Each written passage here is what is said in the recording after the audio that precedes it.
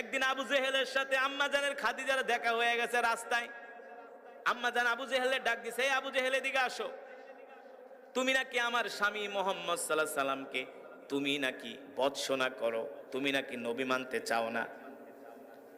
আবু জেহেল বলে, খাদিজা তুমি বলো, মোহাম্মদের চেয়ে সম্পদশালী কত মানুষ আরবে আছে, তাদেরকে আল্লাহ নবী না বানায় মোহাম্মদকে গরিব মানুষটাকে কেন নবী বানাইলো? বলেন নাউজুবিল্লাহ।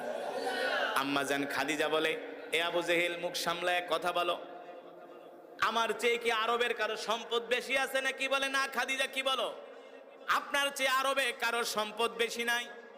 আম্মাজান খাদিজা বলে, আজকে থেকে আমার সব সম্পদগুলো আল্লাহর নবীকে দান করে আল্লাহর নবীকে দিয়া দিলাম। তার মানে আল্লাহর নবী হলেন এখন সবচেয়ে বড় ধনাঢ্য মানুষ, ঠিক কিনা বলেন? এখন তো নবীকে তোমাদের নবী মানতে কোনো সমস্যা নাই, ঠিক কিনা বলেন?